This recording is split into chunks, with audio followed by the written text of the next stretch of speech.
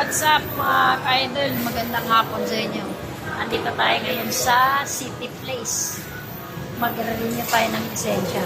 Galing kami ng ano, saan ba yun? Sa LTO. Yapo. Hindi kyo. Ay, ano ba yun? Pulgoso? Ha? Santa Cruz. Tapos, ano? Tawag doon? Offline.